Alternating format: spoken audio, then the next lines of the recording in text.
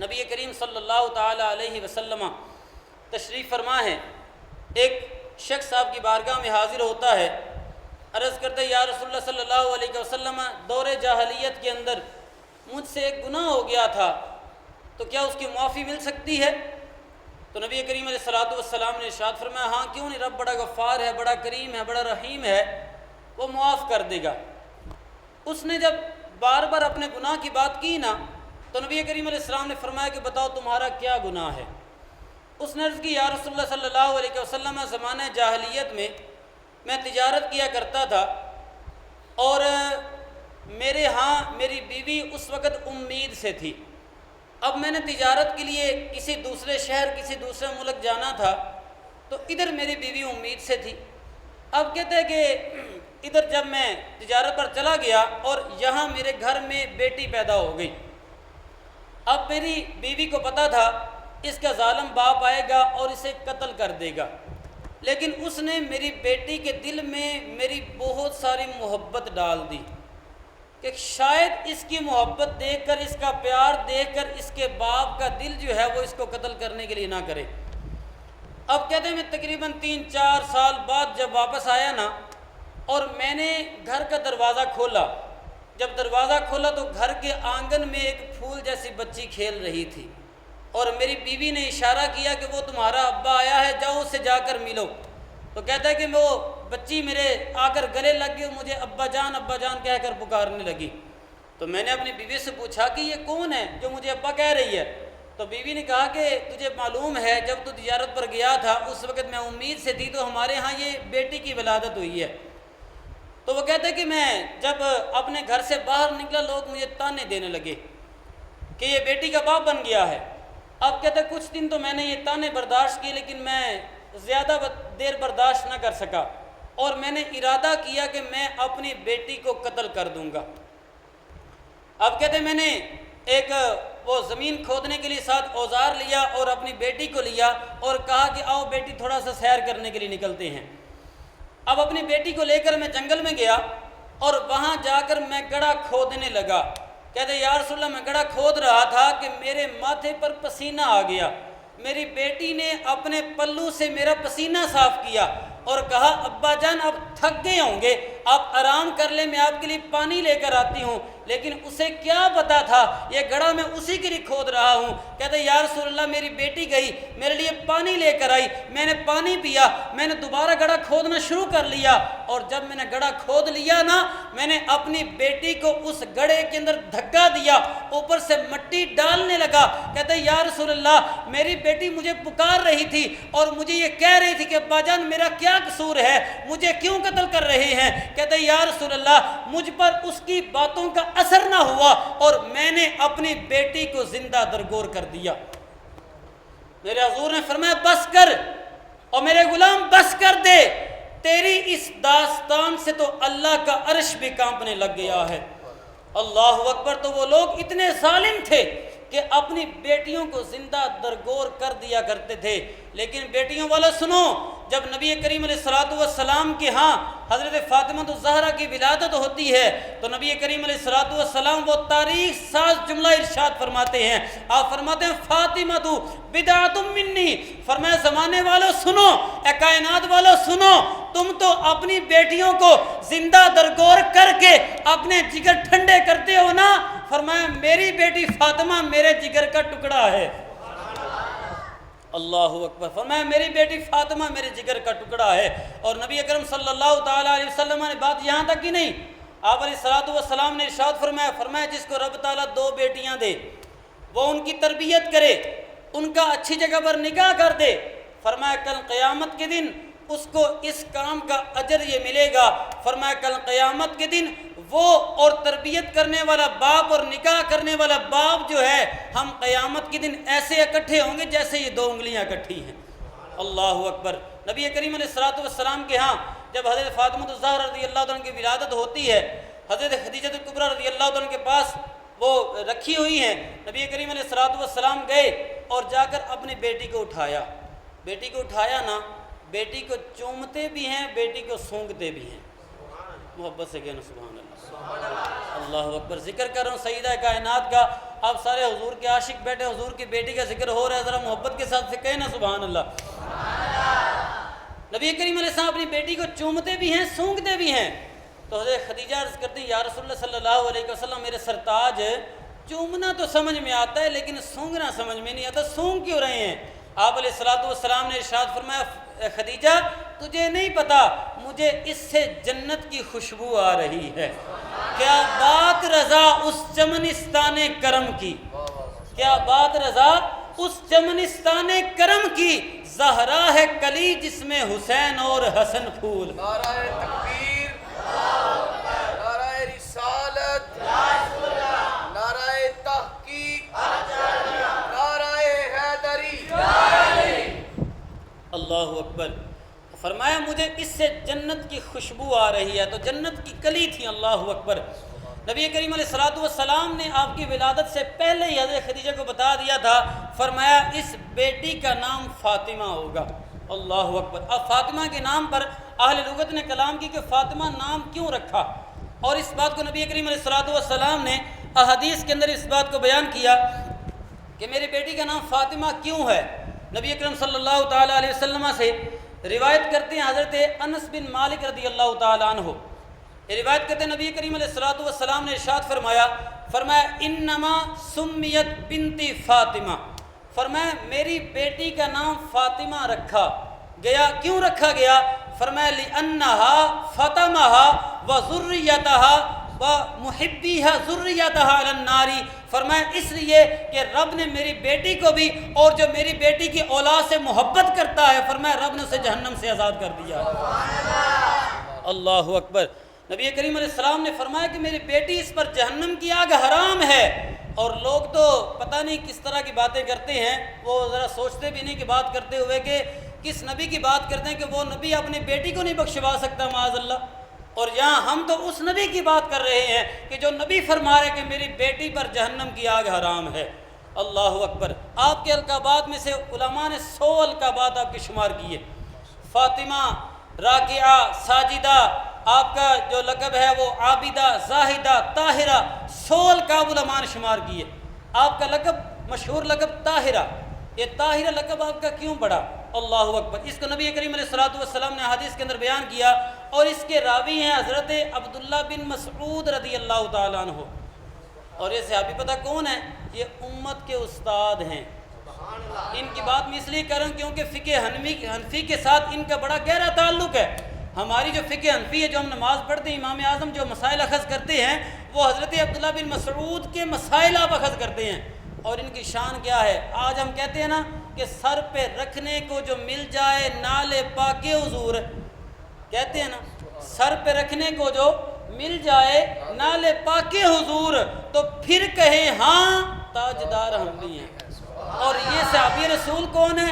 یہ صاحب النالین والسواکی والغسل، یہ صحابی رسول وہ ہیں جو حضور کے جوڑے اٹھایا کرتے تھے۔ اللہ اکبر۔ نبی کریم علیہ السلام کی مسواک حضور کو پیش کیا کرتے تھے، اور نبی کریم علیہ الصلوۃ والسلام کو وضو کے لیے پانی پیش کیا کرتے تھے۔ اتنی خدمت حضور علیہ الصلوۃ والسلام کی کیا کرتے تھے، اور ایک بار نبی کریم علیہ السلام نے ان کو بلایا اپنے پاس اور چادر اپنے اوپر رکھ لی، اور صحابہ کرام نے عرض کی یا رسول صلی اللہ علیہ وسلم یہ ہم پر اتنی شفقت نہیں ہوتی، لیکن عبداللہ بن مسعود پر بڑی شفقت ہوتی ہے۔ فرمایا یہ میرا عبداللہ جو امت کا استاد ہے، اور میں اسے استادی کے گر سکھا رہا ہوں۔ اللہ اکبر۔ تو اتنی محبت حضور ان سے کرتے تھے۔ اب یہ راوی ہیں حدیث کے، تو جس حدیث کے راوی اتنے پکے ہوں اس حدیث کا درجہ کیا ہوگا؟ اللہ اکبر۔ اب یہ کہتے نبی کریم علیہ الصلوۃ والسلام نے ارشاد فرمایا ان فاطمہ احسنت فرجہا، فرمایا میری بیٹی فاطمہ نے اپنی پارسائی کی حفاظت کی ہے، وحرمہا ذریتہا علی النار، فرمایا میری بیٹی فاطمہ پر بھی اور میری بیٹی فاطمہ کی اولاد پر بھی رب تعالیٰ نے جہنم کو حرام کر دیا ہے۔ اللہ اکبر۔ حضرت اسماء بنت امیس رضی اللہ تعالیٰ عنہ، یہ حضرت صدیق اکبر کی بیوی تھی، اور جب ان کا وصال ہو گیا تو بعد میں انہوں نے حضرت علی رضی اللہ تعالیٰ عنہ سے نکاح کر لیا تھا۔ اب یہ بیان کرتی ہے اس بات کو، اور یہ بات ترمذی شریف کے اندر یہ بات موجود ہے، اور امام ترمذی جو ہیں وہ حدیث لکھنے کے بعد نا حدیث کا درجہ بھی لکھتے ہیں کہ یہ حدیث صحیح ہے۔ اللہ اکبر۔ اب یہ لکھتے ہیں کہ اسماء بنت امیس رضی اللہ تعالیٰ بیان کرتی ہیں، کہتی ہیں کہ ایک دفعہ جب امام حسن رضی اللہ تعالیٰ کی ولادت ہوئی نا، تو اب کہتی ہیں میں اور عورتوں کے پاس بھی جاتی تھی جب ولادت کا وقت ہوتا تھا، تو وہاں پر عجیب سی صورتحال ہوتی، وہاں پر خون ہوتا، نفاس کا وہاں پر خون ہوتا اور وہاں پر گندگی ہوتی، لیکن کہتی ہیں جب امام حسن کی ولادت ہوئی نا تو وہاں سے خوشبوئیں آ رہی تھیں، وہاں پر کوئی نفاس کا خون نہیں ہے، وہاں کوئی گندگی نہیں ہے۔ کہتی کہ میں بڑی اس بات سے تعجب میں تھی کہ یہ معاملہ کیا ہے کہ بیٹے کی ولادت بھی ہوئی ہے اور یہاں پر یہ معاملہ بھی نہیں ہے، یہاں پر کوئی گندگی نہیں ہے۔ اب کہتی میں یہ بات نبی کریم علیہ السلام کو بتانے کے لیے حضور کی بارگاہ میں حاضر ہوگی اور عرض کی یا رسول اللہ صلی اللہ علیہ وسلم آپ کو مبارک ہو، آپ کو رب نے نواسہ عطا فرمایا ہے، آپ کو رب نے بیٹا عطا فرمایا ہے، جس بیٹے کے بارے میں حضور نے ارشاد فرمایا تھا ان ھذا ابنی سید، فرمایا یہ میرا بیٹا حسن سردار ہے، لعل اللہ ان یصلح بین فئتین عظیمتین من المسلمین، فرمایا میرے بیٹے حسن کے ذریعے امت کے اندر جو کہ فتنہ برپا ہوگا، مسلمانوں کے دو گروہ آپس میں لڑیں گے، فرمایا میرا بیٹا حسن جو ان کے درمیان جا کر صلح کروائے گا۔ اللہ اکبر۔ تو امام حسن کی جب ولادت ہوئی تو حضور کی بارگاہ میں حاضر عرض کی یا رسول اللہ آپ کو مبارک ہو، آپ کو اللہ تعالیٰ نے نواسہ عطا فرمایا ہے، لیکن یا رسول اللہ میں اس بات پر متعجب ہوں، بڑی حیران اور پریشان ہوں کہ عورتوں کے ہاں جب اولاد کی ولادت ہوتی ہے تو وہاں پر یہ معاملات ہوتے ہیں، لیکن میں نے وہاں پر نہ کوئی خون دیکھا ہے نہ کوئی گندگی دیکھی ہے۔ تو کہتی ہیں حضور نے جب یہ میری بات سنی تو ارشاد فرمایا اسماء تو نہیں جانتی اما علمتی ان فاطمہ طاہرۃ و مطہرۃ، فرمایا اسماء تو نہیں جانتی میری بیٹی فاطمہ طاہرہ بھی ہے مطہرہ بھی ہے، یہ پاک بھی ہے پاک کرنے والی بھی ہے۔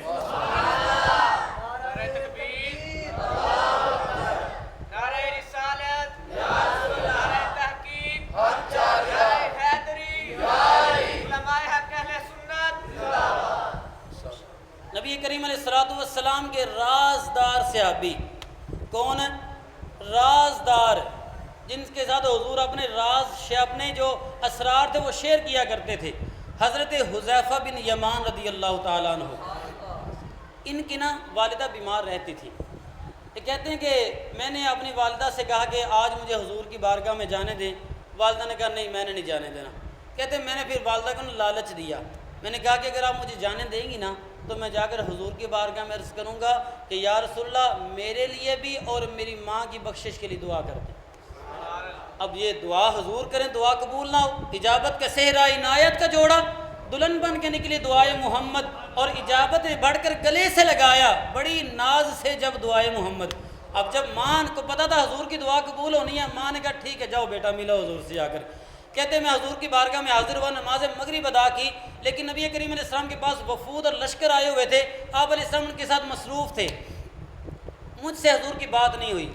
عشاء کی نماز کا وقت ہو گیا اور ہم نے نماز عشاء ادا کی، اور نماز عشاء ادا کرنے کے بعد نبی کریم علیہ السلام مسجد سے باہر تشریف لے گئے، ثم فتح، حضور باہر تشریف لے گئے۔ اب کہتے ہیں میں بھی حضور کے پیچھے ہو گیا کہ موقع ملے اور حضور کی بارگاہ میں اپنی عرض کروں۔ تو کہتے ہیں کہ نبی کریم علیہ السلام جب میرے قدموں کی آہٹ محسوس کی نا، فرمایا من ھذا حذیفہ، فرمایا کون ہے؟ ابھی حضور نے پلٹ کر دیکھا نہیں، فرمایا لگتا ہے پیچھے حذیفہ ہے، لگتا ہے پیچھے حذیفہ، سر عرش پر ہے تیری گزر، سر عرش پر ہے تیری گزر اور دل فرش پر ہے تیری نظر، ملکوت و ملک میں کوئی شے نہیں وہ جو تجھ پہ عیاں نہیں۔ اللہ اکبر۔ کہتے ہیں حضور نے دیکھا نہیں اور حضور علیہ الصلوۃ والسلام نے فرمایا حذیفہ ہے؟ کہتے ہیں کہ حضور جب پیچھے پلٹے نا اور میں نے کوئی عرض نہیں کی، فرمایا غفر اللہ لک ولی امک، فرمایا حذیفہ رب تجھے بھی بخشے تیری ماں کو بھی بخشے۔ اللہ اکبر۔ کہتے ہیں میں نے کچھ کہا نہیں تھا لیکن حضور دل کی بات جان گئے، فرمایا حذیفہ رب تیری ماں کو بھی بخشے، رب تجھے بھی بخشے، لیکن میری بھی ایک بات سنتا جا۔ اللہ اکبر۔ وہ بات کیا ہے؟ مشکات کے اندر روایت موجود ہے، فرمایا ان ھذا ملک، فرمایا یہ فرشتہ آیا ہے اور یہ فرشتہ لم ینزل الارض قبل ھذا اللیل، اس رات سے پہلے یہ فرشتہ کبھی زمین پر نہیں اترا۔ آج کیا ہوا؟ کہتے ہیں فاستاذنا، رب سے اجازت مانگی اس نے، کس بات کی؟ ان یسلم علیہ، کہ میری بارگاہ میں آ کر سلام عرض کرے۔ رب نے اجازت دے دی، اور ساتھ میں کیا مقصد آنے کا، وَيُبَشِّرَنِي، اور مجھے خوشخبری بھی دینا چاہتا تھا، اور وہ خوشخبری کیا تھی، مجھے آ کر بتانا چاہتا تھا کہ ان فاطمۃ سیدۃ نساء اہل الجنہ وان الحسن والحسین سیدہ شباب اہل الجنہ، کہ آپ کی بیٹی فاطمہ جو ہے وہ جنتی عورتوں کی سردار ہے، اور آپ کے بیٹے حسن و حسین جو ہیں وہ جنتی جوانوں کے سردار ہیں۔ اللہ اکبر۔ حضور علیہ الصلوۃ والسلام نے اپنی بیٹی کی تربیت کی، بہت ساری روایات، لیکن میں اختصار کے پیش نظر جو آپ کے سامنے کچھ گفتگو کرتا ہوں۔ آپ علیہ السلام نے اپنی بیٹی کی تربیت کیسے کی؟ جب شادی مولا علی رضی اللہ عنہ سے آپ کی ہوئی نا، نکاح ہوا، اور مولا علی کے علاوہ حضور نے فرمایا کہ میری بیٹی کا کوئی کف بن نہیں سکتا تھا، کیونکہ سب نے نکاح کے پیغام بھیجے لیکن کسی کا پیغام ایکسیپٹ نہیں کیا گیا، کسی کا پیغام قبول نہیں کیا گیا۔ حضرت صدیق اکبر رضی اللہ عنہ، فاروق اعظم رضی اللہ عنہ اور ایک اور صحابی مولا علی کے پاس گئے، باغ کے اندر کام کر رہے تھے، جا کر کہنے لگے کہ علی، سب نے نکاح کا پیغام بھیجا ہے لیکن کسی کا پیغام قبول نہیں ہوا، ایسا کرو تم حضور کی بارگاہ میں عرض کرو کہ بیٹی کا رشتہ تمہیں دے دے۔ اب مولا علی کہتے یار میں ماڑا بندہ ہوں، مسکین سا بندہ ہوں، وہ کہاں شہزادی ہے کون و مکاں ہے، شہزادی کونین ہے، میں جا کر ان سے رشتہ مانگوں؟ فرمایا جاؤ مانگو تو صحیح۔ اب کہتے ہیں کہ یہ حضرات نا مجھے ساتھ لے کر نا، کہتے ہیں ہم تو تیرے ساتھ چلتے ہیں۔ جب مسجد کے دروازے پر آئے نا، کہا کہ آپ جائیے ہم یہاں کھڑے ہوں گے۔ اب کہتے ہیں میں یہاں ایک جا کر کونے میں بیٹھ گیا، اور جب کونے میں بیٹھا نا اور میں نے کوئی بات نہیں کی، نبی کریم علیہ الصلوۃ والسلام نے خود فرمایا علی فاطمہ کا ہاتھ مانگنے آئے ہو؟ اللہ اکبر۔ فرمایا کہ رب نے مجھے وحی کے ذریعے بتا دیا ہے کہ میری بیٹی فاطمہ کا جو کف ہے وہ علی ہے۔ اللہ اکبر۔ اب حضور نے فرمایا علی تیرے پاس کیا ہے، حق مہر دینا تیرے پاس کچھ ہے؟ عرض کی یا رسول اللہ ایک تلوار ہے، ایک زرہ ہے، اس کے علاوہ کچھ نہیں ہے۔ آج ہم داماد تلاش کرتے ہیں نا، جوائی تلاش کرتے ہیں، ہم کیا دیکھتے ہیں؟ ہم کہتے ہیں بینک بیلنس کتنا ہے، کوٹھی دیکھیں اس کا کاروبار دیکھیں، پھر ہم جا کر بیٹی کا رشتہ دیتے ہیں۔ لیکن نبی کریم علیہ السلام نے کس کو رشتہ دیا؟ جس کے پاس صرف ایک تلوار تھی اور ایک زرہ تھی، لیکن اس کے پاس دین کی دولت تھی۔ تو ہم جب اپنی بیٹیوں کو دین دے کر آگے بیاہ کریں گے نا، تو بعد میں ہمیں پریشانی نہیں ہوا کرے گی۔ مال کو دے کر بیاہ دے، لیکن بعد میں کیا بیٹی وہاں پر بھوکی مر رہی ہوتی ہے، تو ہمیں اس سے سیکھنا چاہیے، نبی کریم علیہ السلام کے اسوہ سے ہمیں سیکھنا چاہیے۔ تو حضور نے فرمایا ایسا کر تلوار اپنے پاس رکھو، اپنی زرہ جو بازار میں فروخت کرو تاکہ حق مہر کی رقم ادا کر سکو۔ اب کہتے ہیں میں بازار گیا، وہاں پر جا کر میں نے کہا کہ میں زرہ اپنی بیچنا چاہتا ہوں۔ آپ جانتے کوئی مشہور بندہ آ جائے نا، کوئی ایکٹر آ جائے، کوئی کرکٹر آ جائے اور اپنی شے بیچنے کے لیے آئے نا، تو بڑی وہ شے ہزاروں کی، اس کی قیمت لاکھوں کی لگ جاتی ہے، لیکن یہاں بیچنے کون آیا ہے؟ مولا علی بیچنے آئے ہیں۔ اللہ اکبر۔ اب لوگ بڑی بڑھ کر قیمت لگا رہے ہیں، کسی نے قیمت لگائی 2 درہم، کسی نے 4 درہم، کسی نے 10 درہم قیمت لگائی۔ اب جب زیادہ قیمت لگ گئی نا، تو مولا علی رضی اللہ تعالیٰ نے کہا کہ ٹھیک ہے قیمت دے دو، زرہ تم لے لو۔ ابھی جب یہ بات کرنے ہی لگے تھے کہ عثمان غنی وہاں پر تشریف لے آئے۔ آپ نے فرمایا علی کیا بات ہے؟ عرض کی کہ اے عثمان میں اپنی زرہ بیچنا چاہتا ہوں، تو یہ میں یہاں پر قیمت لگا رہا ہوں۔ آپ نے فرمایا علی تیری زرہ ہے اور صرف اتنی سی قیمت؟ آپ نے ادھر ہاتھ ڈالا، نکالے دینار، ادھر ہاتھ ڈالے دینار نکالے، ادھر ہاتھ ڈالے دینار نکالے۔ جب سارے سامنے رکھے نا، فرمایا علی کے گنو کتنے ہیں؟ عرض کی کہ 480 دینار ہیں یا 480 درہم ہیں۔ اور میں کہتا ہوں کہ عثمان غنی گھر سے خریدنے کے لیے نہیں آئے تھے، پتہ نہیں تھا یہاں کیا ہونا ہے۔ اگر پتہ ہوتا کہ مولا علی کی زرہ خریدنی ہے تو سارا مال لا کر وہاں پر رکھ دیتے۔ آج لوگ تو پتہ نہیں کیا ثابت کرتے ہیں، ان کی محبت آپس میں دیکھو۔ اب جب آپ نے کہا ٹھیک ہے زرہ دے دو، یہ درہم و دینار تم لے جاؤ۔ اب جب مولا علی جانے لگے نا، تو فرمایا بھائی مجھے ایک بات تو بتاؤ، اتنی کیا مجبوری آ گئی، زرہ بیچنی پڑ گئی ہے؟ تو عثمان غنی کو مولا نے جواب دیا کہ آپ کو شاید نہیں پتا، مجھے نبی کریم علیہ الصلوۃ والسلام نے اپنی بیٹی کا رشتہ دے دیا ہے، اور یہ میں نے ان کا حق مہر ادا کرنا ہے، اس لیے میں نے اپنی زرہ بیچی ہے۔ عثمان غنی نے جب یہ بات سنی نا، آپ نے فرمایا علی ٹھہرو، فرمایا یہ زرہ بھی لے جاؤ، یہ پیسے بھی لے جاؤ، تیرے اوپر سب کچھ قربان ہے۔ اللہ اکبر۔ تو فاطمہ کا حق مہر دینے والا کون ہے؟ عثمان غنی رضی اللہ تعالیٰ۔ اللہ اکبر۔ تو جب ان کا نکاح ہوا نا، نکاح کے بعد دوسرے دن جیسے ہمارے ہاں ایک رسم ہوتی ہے، جیسے مکلاوہ لینے کے لیے آتے ہیں، تو نبی کریم علیہ الصلوۃ والسلام اپنی بیٹی کو نا لینے کے لیے آئے۔ مولا علی گھر نہیں تھے، آپ نے فرمایا بیٹی چلیں؟ عرض کی کہ بڑی توجہ طلب بات ہے۔ عرض کی کہ ابا جان مجھے یہ بتائیں، آج والد کی بات مانوں یا نبی کی بات مانوں؟ یہ میرا پیغام اگر تو میری مائیں بہنیں سن رہی ہیں ان تک پیغام پہنچ رہا ہوگا، لیکن اگر نہیں سن رہی تو آپ کی وساطت سے میرا پیغام ان تک پہنچ سکتا ہے۔ حضرت فاطمہ نے عرض کی یا رسول اللہ صلی اللہ علیہ وسلم آج باپ کی بات مانوں یا نبی کی بات مانوں؟ تو مقصد کیا تھا، اگر تو باپ کی بات مانوں تو ابھی چلوں گی، اور اگر نبی کی بات مانوں تو شوہر کی اجازت کے بغیر گھر سے نہیں نکل سکتی۔ کہا کہ بیٹی ٹھیک ہے اپنے نبی کی بات مان، تو ٹھیک ہے ابا جانا پھر انتظار کریں۔ حضور وہاں پر بیٹھ گئے، اللہ اکبر، نیچے وہاں پر کچی مٹی تھی، وہاں پر تشریف فرما ہو گئے۔ مولا علی کا گھر کچا تھا، ایک یوں سمجھے اتنا عالی شان گھر نہیں تھا۔ اب کچھ دیر کے بعد مولا علی آئے نا، اور آ کر دیکھا کہ نبی کریم علیہ السلام جلوہ فرما ہے۔ عرض کی یا رسول اللہ مجھے حکم فرما دیے تو میں آپ کی بارگاہ میں حاضر ہو جاتا۔ فرمایا نہیں، آج میں اپنی بیٹی کو خود لینے آیا تھا، لیکن میری بیٹی نے یہ کہا کہ آج میں اپنے نبی کی بات مانوں یا اپنے والد کی بات مانوں، تو میں نے کہا اپنے نبی کی بات مانوں، تو اس نے کہا کہ پھر میں اپنے شوہر کی اجازت کے بغیر گھر سے نہیں نکل سکتی۔ جب یہ بات سنی نا تو مولا علی کہنے لگے کہ فاطمہ کیا میں حضور کو اجازت دوں گا؟ حضور نے فرمایا چپ کر جاؤ، فرمایا یہ میری تربیت کا اثر ہے۔ اللہ اکبر۔ تو یہ حضور علیہ الصلوۃ والسلام نے تربیت کی، اور اتنی تربیت جب ماں کی ہوتی ہے نا تو پھر اولاد بھی آگے نیزے پر چڑھ کر قرآن سناتی ہے۔ اقبال نے کہا مریم از یک نسبت عیسیٰ عزیز، کہ حضرت مریم عزیز روزگار ہو گئی اس لیے کہ وہ ایک نبی کی ماں ہیں، ان کی نسبت حضرت عیسیٰ علیہ الصلوۃ والسلام کے ساتھ ہیں۔ لیکن حضرت فاطمہ الزہرا کے بارے میں کہتا ہے از سے نسبت حضرت زہرا عزیز ہے۔ حضرت فاطمہ الزہرا کو 3 نسبتیں حاصل ہیں، وہ کون سی ہیں؟ نور چشم رحمت للعالمین، نبی کریم علیہ الصلوۃ والسلام کی آنکھوں کا نور ہیں، امام جناب اولین و آخرین، جو اولین کے بھی امام ہیں جو آخرین کے بھی امام ہیں۔ اور دوسری نسبت کیا ہے؟ بانویا تاجدار حل عطا، مرتضی مشکل کشا شیر خدا۔ اقبال کا عقیدہ ہے، پتہ چلتا ہے مولا علی کو مشکل کشا مانتا ہے۔ اور پھر کہتے ہیں مرکزیاں پیکرے قافلہ سالار عشق، مرکزیاں قافلہ سالار عشق، کہ حضرت فاطمہ الزہرا کو تیسری نسبت جو حاصل ہے وہ امام حسین کی ماں ہیں۔ اللہ اکبر۔ امام حسین رضی اللہ عنہ کو یہ مرتبہ جو مقام آپ نے دیکھا کربلا کے اندر، یہ مقام یہ مرتبہ ایسے نہیں تھا، یہ حضرت فاطمہ کے دودھ کا اثر تھا۔ اللہ اکبر۔ اقبال یہاں پر جوش میں آ گیا اور کہتا کیا ہے؟ رشتہ آئین حق زنجیر پاست، رشتہ آئین حق زنجیر پاست، پاس فرمان جناب مصطفیٰ است، ورنہ گرد تربتش گردید میں سجدہ ہائے بر خاک او پاشید میں۔ اقبال کہتا ہے کہ اگر مجھے رب کے فرمان کا لحاظ نہ ہوتا اور مصطفیٰ کے فرمان کا پاس نہ ہوتا، فاطمہ جتنی تیری عظمت ہے، جتنا تیرا کارنامہ ہے، فاطمہ میں کعبے کا طواف نہ کرتا، تیری قبر کا طواف کرتا، ورنہ گرد تربتش گردید میں، فاطمہ میں کعبے کا طواف نہ کرتا، تیری قبر کا طواف کرتا۔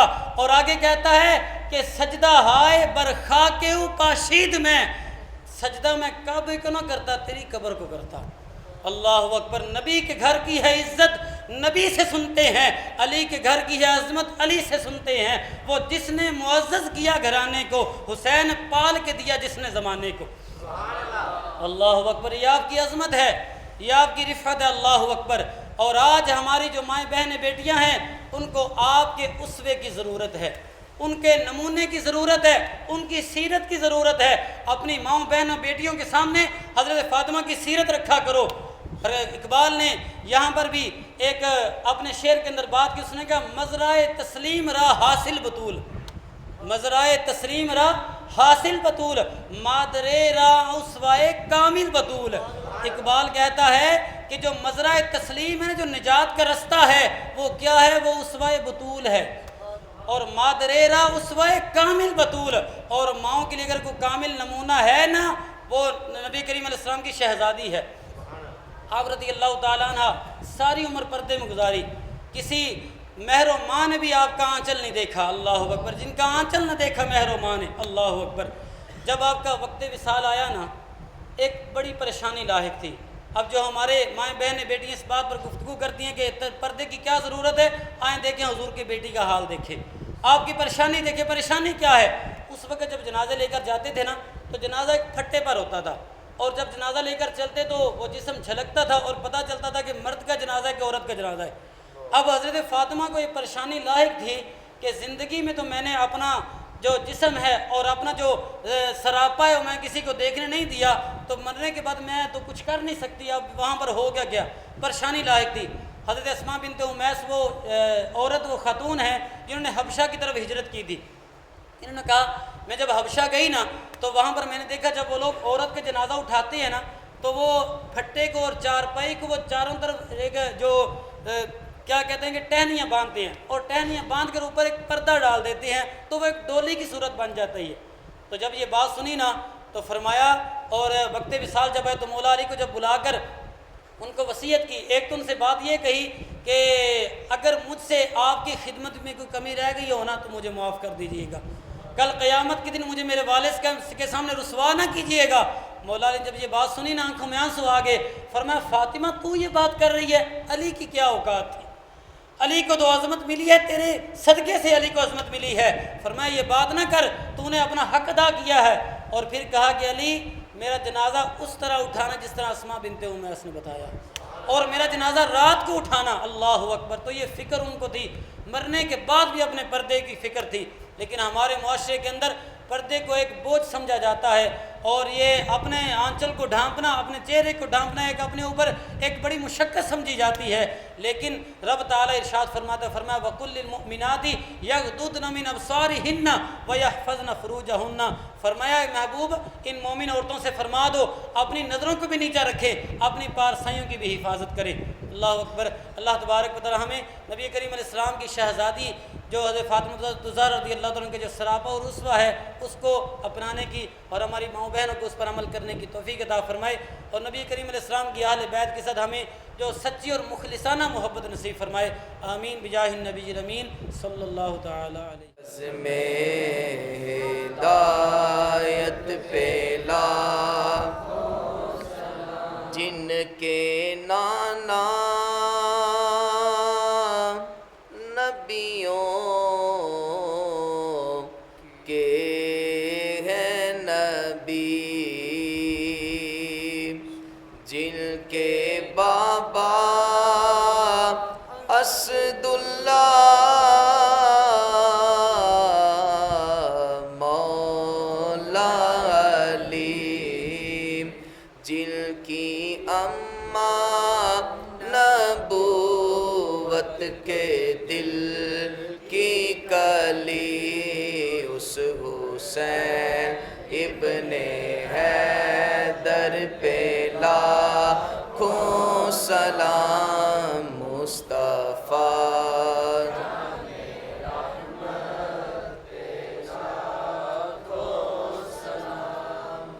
تشریف رکھے سارے ہم بات